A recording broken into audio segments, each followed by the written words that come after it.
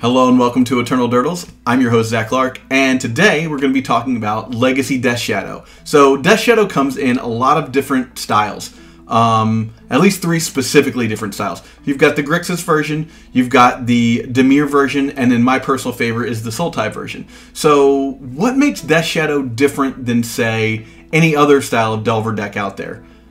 And the answer is simple. It's Death Shadow itself. That card, the whole deck is warped around that one card. So you're playing a lot of different cards that leverage your life total in order to gain advantage against your opponent. And basically you're going to start attacking in with these giant creatures. Maybe a 12/12.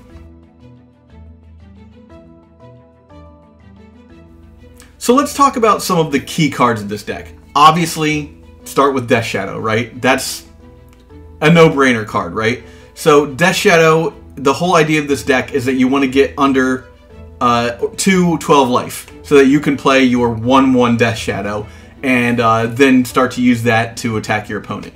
Obviously, then you're going to go with a Street Wraith that's going to draw you cards and lose you some life. Thoughtseize.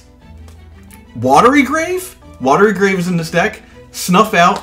Of course, my all-time favorite, Stifle. And of course, Daze and Force of Will are very important in this deck too. And you're generally playing with Delver of Secrets as your secondary, almost primary creature.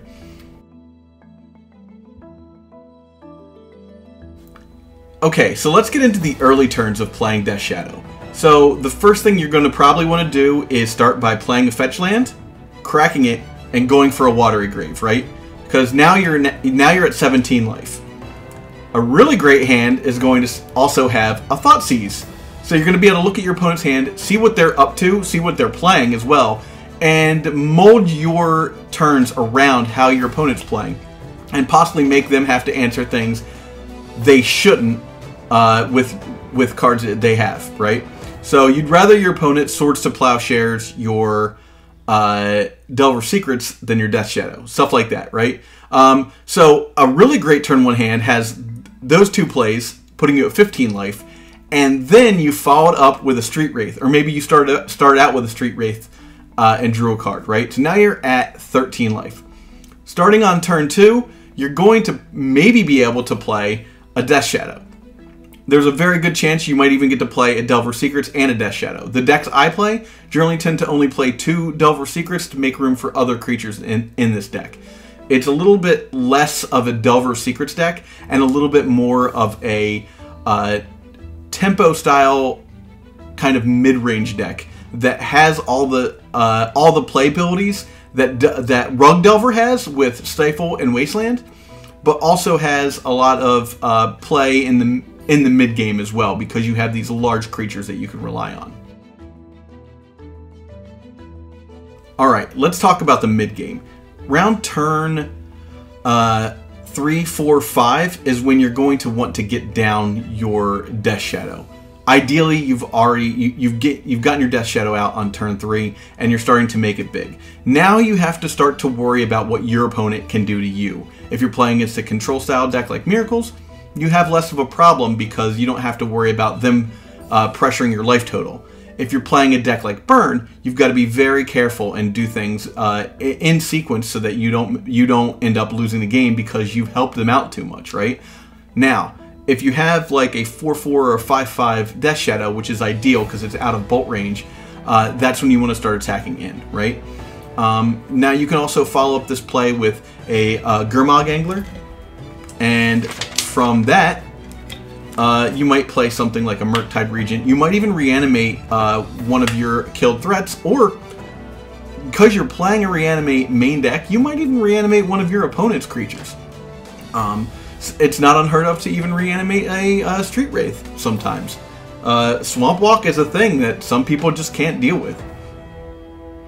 So once you've got your Death Shadow in play, and it's in the 4/4 to 5/5 range, you want to protect it. So you're playing Force of Will, Daze, Stifle to a point, and you can play Stubborn Denial, which is a really great 1-mana spell that works kind of like a Daze until you get a creature with Frosty for greater power, and it's just an outright negate for 1 mana. So doing that, you're going to start attacking and hopefully getting your opponent to a reasonably low life total.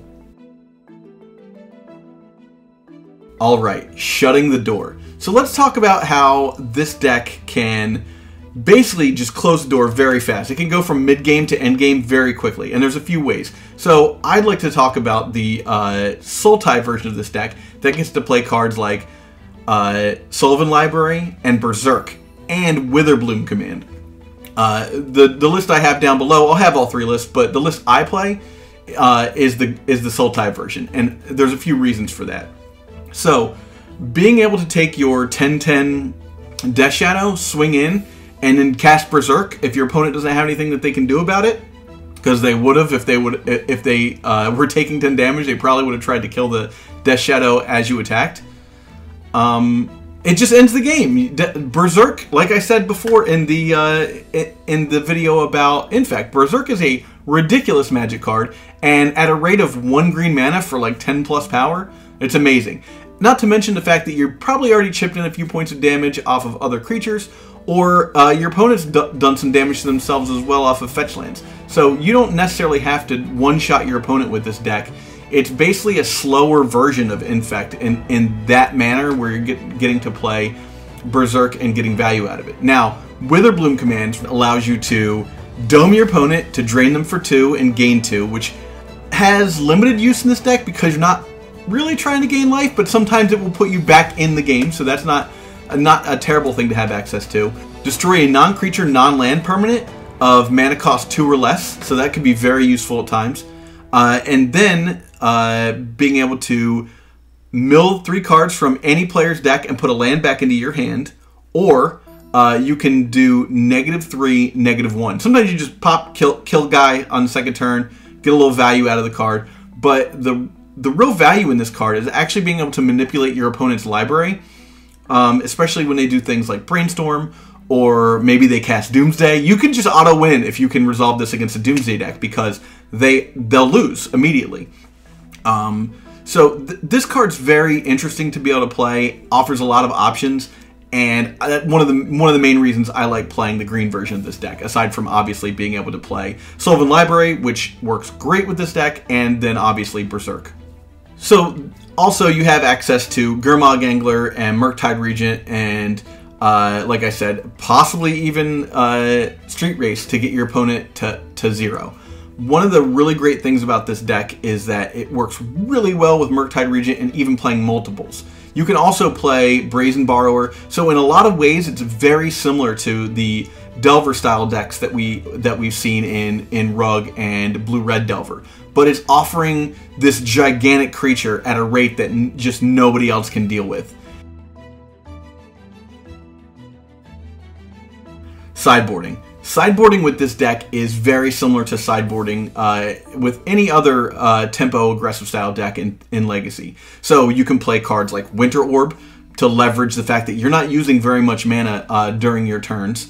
You know you need the Graveyard Hate, so Grafdigger's Cage, Ravenous Trap, Fairy Macabre, Surgical Extraction. Stop me if you've heard this before, right? And then you've got cards like Plague Engineer. Black has so many cool, really great, amazing sideboard cards. So Bitter Blossom is really great against control decks. Toxic Deluge works so good in this deck. Sometimes you just want a Toxic Deluge for 1, wipe the entire board. If your opponent goes wide, you can wipe the entire board for 3 mana and 1 life. Rarely, sometimes you just cast it because you know your opponent can't do anything, and then you're going to get to swing out and kill him in the next turn. One of the great things is that Toxic Deluge cannot kill your Death Shadow. Just because you're losing life, it's getting -X, but the amount that it happens is the exact same amount. So it just stays whatever power and toughness it was when you started casting the Toxic Deluge. Other great cards are Sudden Edict and Force of Negation. I like to play 1 or 2 blue Elemental Blasts or Hydro Blasts in the deck. And, you know, you can play stuff like Flusterstorm or whatnot. It really just comes down to what you think your meta is going to be. But like I said, I'm going to have a list below with Grixis, Dimir, and the Sultai list I most recently played. And you're going to get a pretty good idea of how this deck runs just by looking at those cards. And I hope this has helped you out. Thanks so much. Hey, thank you for watching. Don't forget to like and subscribe. Check out this other video. And if you can, please support us on Patreon.com.